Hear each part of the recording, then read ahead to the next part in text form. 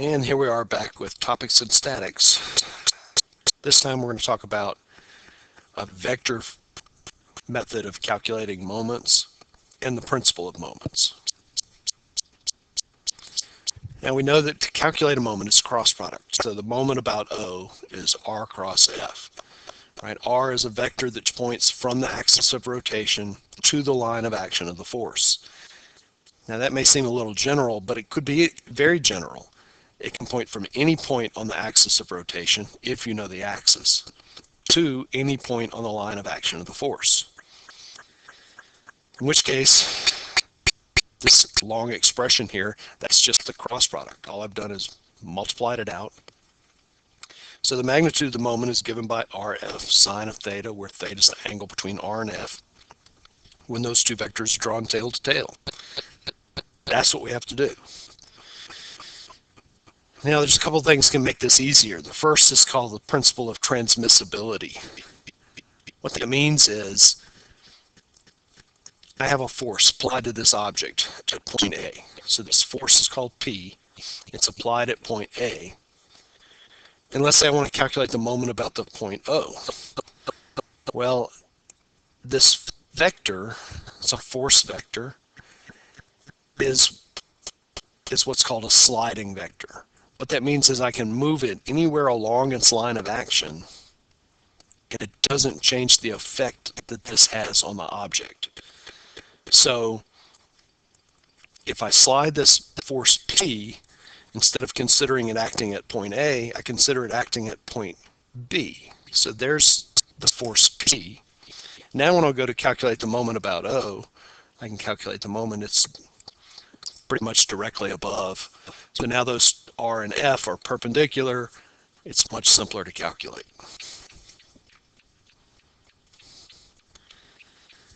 So calculating the resultant moment of a system of forces.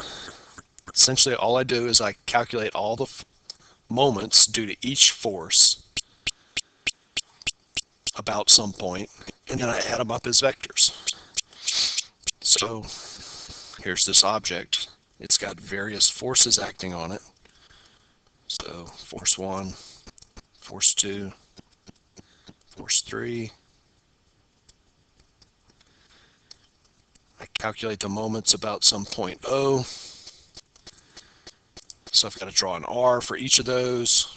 However I do it, I calculate each of those moments. So I get moment 1, moment 2, moment 3. I add them as vectors. That's all that's telling me to do. Now this is something called principle of moments. I don't know how to say that guy's name, Varignon's theorem. The principle of moments. The principle of moments just says, okay, you're calculating the moment of some force about a point. Well, you can think of that as calculating the moment for each component about that point and then adding them up. So in other words, I can break each force up into its components, calculate the moment for each of those components, and add all of those as vectors.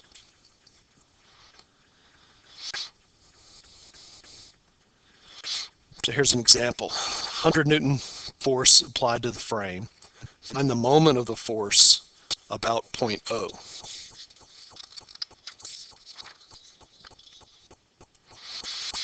Well, what's the plan? The plan would be resolve that force along the X and Y axes and determine the moment using a scalar analysis for the two force components and then add those two moments together. So what does that mean? So let's redraw this picture a little bit. I can think of these two forces as, here's the X component. I'll call that Fx, and then here's the Y component, Fy. Right, and I know what those two forces are. Right, what are the force components? Fx is 100 newtons times the X component would be 4/5. The Y component would be 100 newtons times 3/5. So this one's 80 newtons.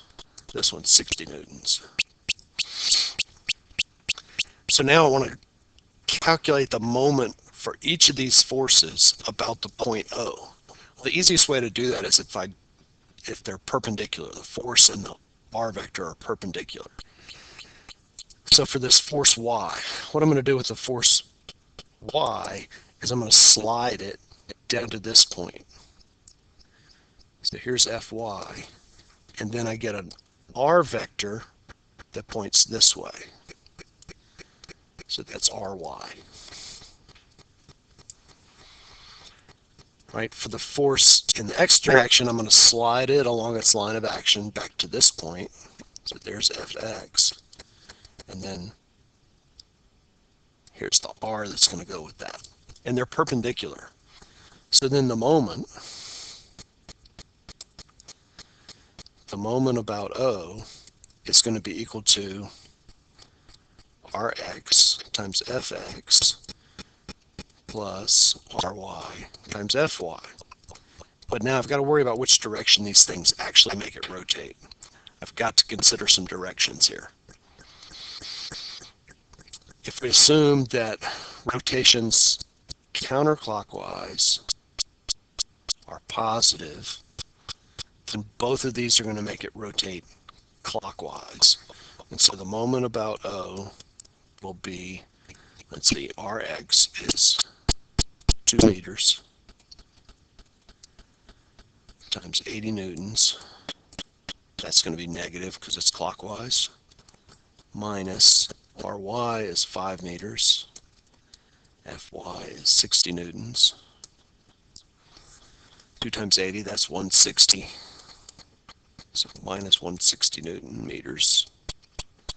Minus 300 newton meters. Add them up, I get minus 460 newton meters.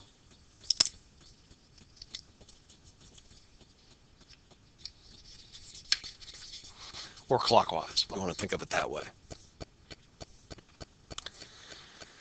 Here's another example. This one's a three-dimensional problem, so it's probably going to require me to calculate it using a cross product. That's my first guess, just from looking at the picture. So find the resultant moment by the forces about point O. Well, luckily, both of these forces are applied at point A. So if I want to calculate the moment about O, I need a vector that points from O to the line of action of each of these two forces. So that r vector is going to go from the origin to point A. So that's my r. I shouldn't really be writing all over my picture, but I'm going to do it just to illustrate. So what is this vector? R, which points from O to A. To get from O to A in the x direction, I have to move positive 4. In the y direction, I got to move positive 5. And in the z direction, I got to move a positive 3. And all of that is feet. R and F are given up there. So let's see. Moment 1 is going to be I, J, K, R cross F. So this is 4, 5, 3. This is 100 minus 120 plus 75.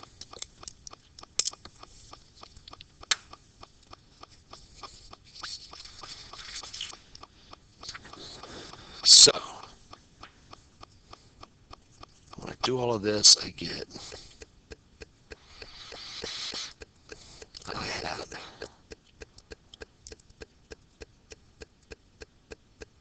5 times 75 is 150, 300, 375 minus 3 times negative 120, which is minus 360. So it's minus a minus, so it's plus 360.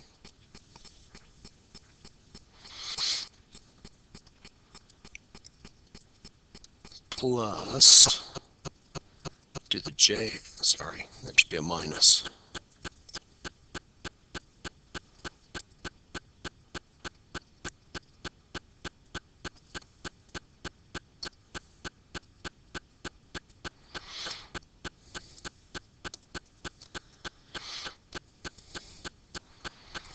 So it's going to be 4 times 75, which is 300, minus 3 times 100, which is 300,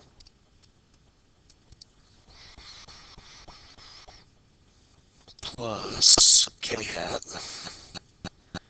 4 times minus 120 is minus 480, minus 5 times it's minus 500. So what is that? That's 715 minus 0, that's a hat, that's j hat,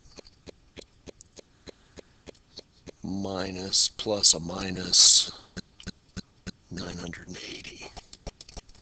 So that's the moment for 1. I hope I added all that up right. Moment about 2.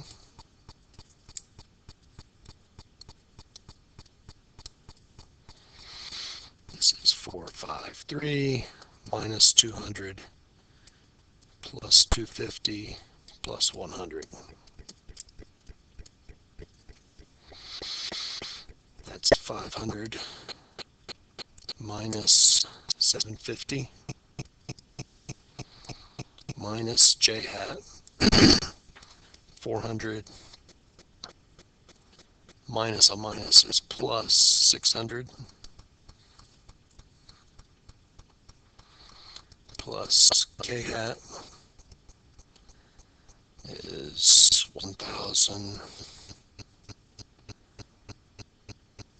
minus a minus plus 1000.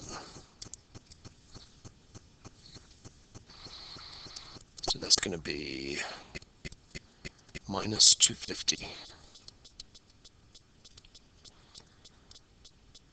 minus 1000 plus 2000. And I've left off units on all of these things. All of these are foot-pounds, I assume.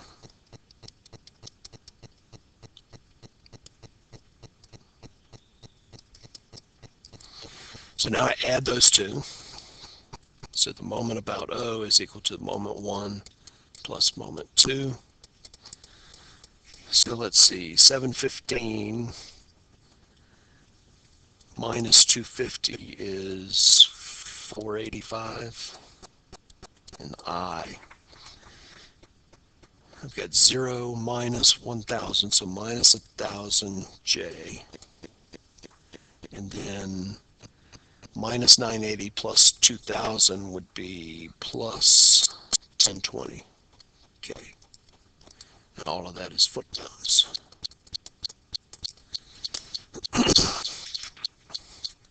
And that should be that. So that's how we go about it. Next time we'll talk about a specific type of arrangement called the moment of a couple.